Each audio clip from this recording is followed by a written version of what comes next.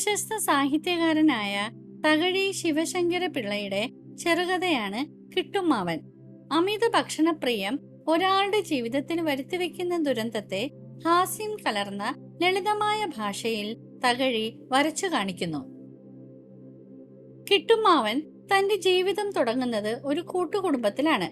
അവിടെ ഭക്ഷണം ഒരുമിച്ചുണ്ടാക്കുകയും കഴിക്കുകയും ചെയ്യുന്ന പതിവുണ്ടായിരുന്നു. എന്നാൽ കിട്ടുമ്മാവൻ ഭാര്യയും മക്കളുമായി സ്വന്തമായി താമസമാക്കിയതോടെ ഭക്ഷണത്തോടുള്ള അമിതമായ അഭിരുചി പ്രശ്നങ്ങൾ സൃഷ്ടിക്കുന്നു.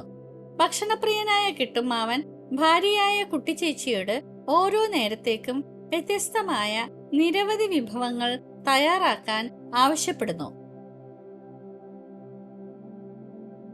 വിഭവങ്ങളുടെ നീണ്ട പട്ടിക തന്നെ കിട്ടുമ്മാവൻ ഭാര്യയോട് പറയുന്നു. കിട്ടുമ്മാവന്റെ ഭക്ഷണപ്രിയം വ്യക്തമാക്കുന്ന സന്ദർഭമാണിത്. പുതിയ താമസ സ്ഥലമായതുകൊണ്ട് ഇനിയും പലതും ഒരുക്കാനുണ്ടെന്നും അദ്ദേഹം സൂചിപ്പിച്ചു. കഞ്ഞിയൂടി കഴിഞ്ഞ് കിട്ടുമ്മാവൻ കപ്പയ്ക്ക് വാരം വെട്ടാൻ പോയി. 12 മണിവരെ ഒട്ടും വിശ്രമമില്ലാതെ കിട്ടുമ്മാവൻ ജോലി ചെയ്തു. 2 പേർ ചെയ്യേണ്ട ജോലി ഒറ്റയ്ക്ക് അദ്ദേഹം ചെയ്യുമായിരുന്നു.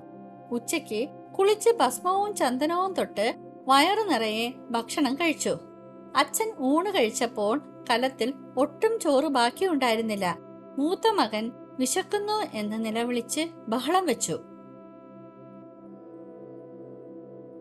കിട്ടുമ്മാവൻ കഴിച്ചപ്പോൾ തന്നെ ചോറ് തീർന്നു പോയിരുന്നു. അമ്മ മകനു വേണ്ടി വീണ്ടും ചോറ് വെക്കാൻ തുടങ്ങി. കുട്ടിയമ്മ ആദ്യമായിട്ടാണ് ഭർത്താവിന് ചോറ് വിളമ്പുന്നത്. അതുകൊണ്ട് തന്നെ അവർക്ക് അദ്ദേഹത്തിന്റെ ഭക്ഷണത്തിന്റെ അളവിനെ കുറിച്ച് വലിയ ധാരണയുണ്ടായിരുന്നില്ല. കിട്ടുമ്മാവൻ ഉച്ചയ്ക്കൊന്ന് മയങ്ങുന്നതിന് മുമ്പ് അത്താഴത്തിനുള്ള കാര്യങ്ങൾ ഭാര്യയോട് പറഞ്ഞു. ചേനയും മുതിരയും മീനും തോരനും ഒക്കെ ആ ലിസ്റ്റിൽ ഉണ്ടായിരുന്നു. വൈകുന്നേരം 4 മണിക്ക് കിട്ടുമ്മാവൻ അടുത്തുള്ള വടക്കേ വീട്ടിലേക്ക് പോയി. അവിടുത്തെ കാരണവർ കിട്ടുമ്മാവനോട് വിശേഷങ്ങൾ ചോദിച്ചപ്പോൾ സുഭിക്ഷമായ ഭക്ഷണത്തെക്കുറിച്ച് മാത്രമായിരുന്നു കിട്ടുമ്മാവന് പറയാനുണ്ടായിരുന്നത്. വേർപിരിഞ്ഞ് താമസിക്കുമ്പോഴുള്ള ഗുണമാണ് അതെന്ന കാരണവരുടെ അഭിപ്രായത്തോട് കിട്ടുമ്മാവനും യോജിക്കുന്നു. അന്ന് ഉച്ചയ്ക്ക് കഴിച്ച വിഭവസമൃദ്ധമായ ഊണിനെക്കുറിച്ചും കിട്ടുമ്മാവൻ കാരണവരോട് വാചാലനാവുന്നു.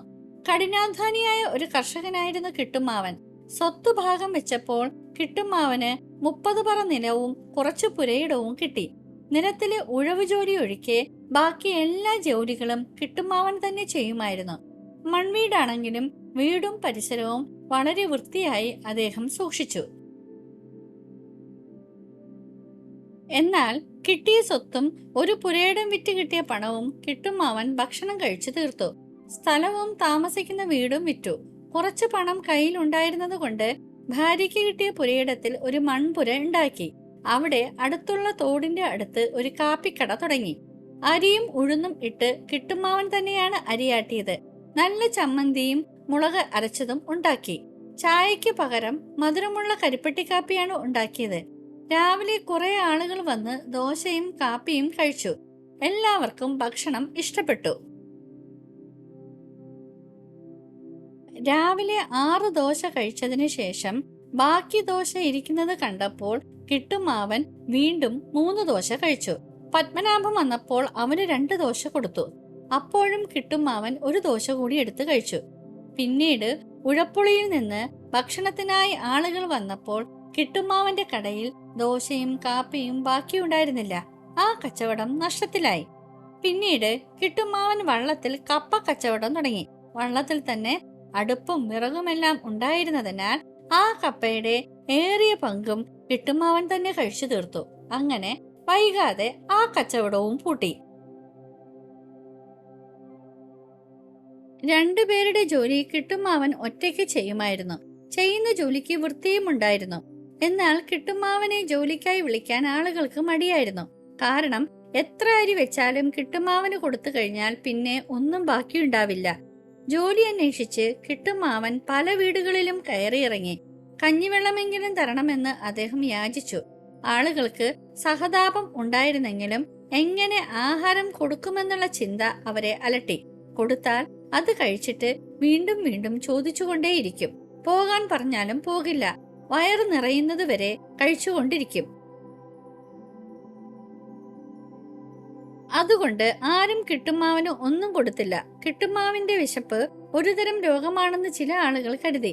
ചില സ്ത്രീകൾ കിട്ടുമാവന്റെ വയറ്റിൽ പുഴുവായിരിക്കാമെന്നും അത് കഴിക്കുന്നതെല്ലാം തിന്നു തീർക്കുമെന്നും പറഞ്ഞു. എന്തായാലും എല്ലാവരും കിട്ടുമാവനെ ഒഴിവാക്കി. ഒടുവിൽ കൊച്ചുകുട്ടികളെ പോലെ വിശക്കുന്നേ എന്ന് അലറി വിളിച്ച് വഴിനീളെ നടക്കുന്ന കിട്ടുമാവനെയാണ് നമ്മൾ കാണുന്നത്. കഠിനാധ്വാനിയായ കിട്ടുമാവനോട് നാട്ടുകാർക്ക് സഹതാപമുണ്ട്, ജോലിക്ക് വിളിച്ച് സഹായിക്കണമെന്നുമുണ്ട്. എന്നാൽ ഭക്ഷണത്തോടുള്ള അയാളുടെ ആസക്തി കാരണം അവരാരും അതിന് തയ്യാറാവുന്നില്ല.